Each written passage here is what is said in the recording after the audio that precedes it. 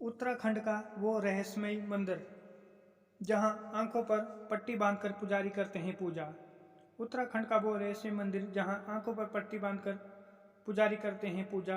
देवभूमि उत्तराखंड में कई ऐसे रहस्यमय मंदिर हैं। इनमें से एक है चमोली में स्थित लाटू देवता का मंदिर। इस मंदिर में पुजारी मुंह और नाक में पट्टी बांधकर पूजा करता है। मान्यताओं के अनुसार इस मंदिर में नागराज अद्भुत मणि के साथ रहते हैं। इसे आम लोग नहीं देख सकते। यही नहीं, पुजारी भी अपनी आंखों पर पट्टी बांधकर पूजा करते हैं ताकि वह महान रूप देखकर डर न जाए। स्थानीय लोगों का मानना है कि मणि की तेज रोशनी से इंसान अंधा भी हो सकता है। यही नहीं, पुजारी के मुंह की गंध तक देवता तक नहीं पहुंचनी चाहिए और नागराज की विषैली गंध पुजारी की नाक तक नहीं पहुंचनी चाहिए।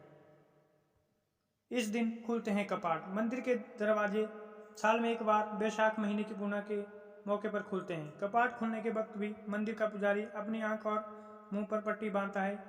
कपाट खुलने के बाद श्रद्धालु देवता के दर्शन दूर से ही करते हैं। इस मंदिर में विष्णु सहस्त्रनाम और भगवती चंडिका का पाठ का आयोजन होता है। वहीं मार्गशीर्ष अमावस्या को कपाट बंद होते हैं। नंदा देवी के भाई हैं लाटू देवता। पौराणिक कथाओं के अनुसार लाटू देवता उत्तराखंड की आराध्य देवी नंदा देवी के धर्मी भाई हैं। यह मंदिर हर साल 12 साल में होने वाले श्री नंदा देवी राज जात की यात्रा का 12वां पड़ाव भी है। लाटू देवता बाण से लेकर हेमकुंड तक अपनी बहन नंदा देवी की अगवानी करते हैं। बैसाख पूर्णिमा को हर साल यहाँ स्थानीय मेला लगता है जिसमें दूर दूर से लोग आकर शामिल होते हैं। नंदा देवी के भाई लाटू देवता की कहानी। लाटू देवता का उत्तराखंड के चमोली के जिले के देवाक ब्लॉक के वॉन में गांव में मंदिर है। यह विशेष मंदिर लाटू देवता का है जो इस मंदिर में कैद हैं। इस मंदिर के कपाट साल में केवल एक ही बार खुलते हैं और उसमें भी पुजारी आंखों पर पट्टी बांधकर पूजा करता है। कहते हैं कि लाटू देवता इस मंदिर में नागराज के रूप में रहते हैं। उन्हें देखकर पुजारी डर न जाए इसलिए पुजारी आंखों में पट्टी बांधकर मंदिर में जाते हैं। लाटू देवता भगवती नंदा देवी के धर्म भाई और भगवान शिव के साले हैं। नंदा देवी भी माँ पार्वती का ही स्वरूप है। नंदा देवी का कोई भाई नहीं था। एक दिन कैलाश में माँ नंदा देवी सोचती है कि अगर उसका भी कोई भाई होता तो उससे मिलने जरूर आता। उसके लिए बिटोली विवाहित बेटी को दी जाने वाली भेंट लेकर आता। इससे उसे भी अपने मायके के कुशल समाचार मिल पाते। ऐसा सोचते हुए नंदा देवी को मायके की याद आने लग जाती है और वह उदास हो जाती है। भगवान शिव जी ने देखा तो पूछा, नंदा तुम चुपचाप क्यों बैठी हो?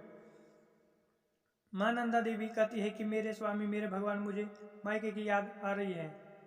मेरा कोई भाई नहीं है और जो मेरा भाई होता हो मेरे पास आता, कभी मेरे लिए बिटोली लाता तो कभी मायके से कलेवा। तब भी फिर शिव कहते हैं कि कन्नौज के राजा का छोटा बेटा है लाटू, तुम उसे अपना धर्म भाई बना लो।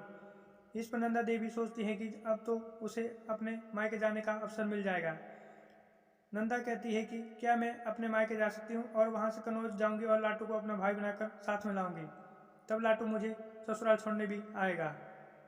माँ नंदा देवी का उत्साह देखकर भगवान भोलेनाथ मन मुस्कुराते हैं और उन्हें मायके जाने की अनुमति देते हैं।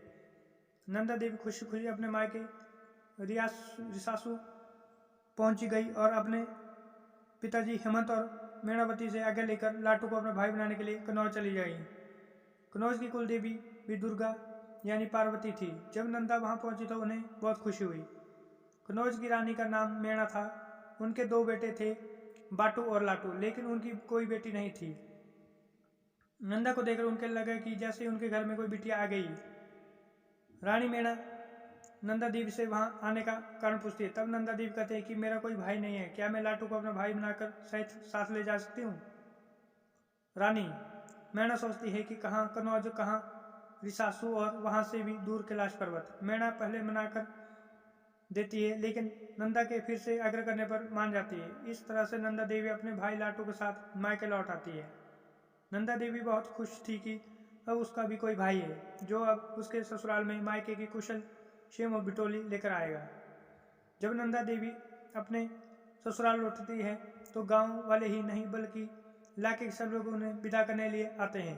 नंदा देवी के साथ उनका भाई लाटू भी रहता है।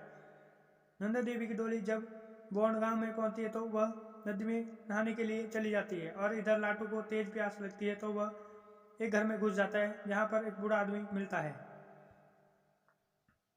लाटू बूढ़े आदमी से पानी देने के लिए कहता है तो बूढ़ा कहता है कि कोने में 2 गगरी है, उनमें से एक पानी है तो खुद पी लो। लाटू एक गगरी में से सभी पानी पी जाता है, परंतु असल में वहाँ एक गगरी में पानी तो दूसरी में स्थानीय कच्ची शराब होती है, जिसे लाटू गलती से कच्ची शराब पी जाता है और उसको नशा चढ़ जाता है, जिससे वह उत्पात मचाने लगता है। वह गांव में कोहराम मचा देता है, जिससे सभी गांव वाले परेशान हो जाते हैं, जिससे मां नंदा देवी गुस्से में लाटू को बांधकर कैद करने का आदेश देती है और कहती है कि उसे हमेशा यहीं पर कैद रखा जाए।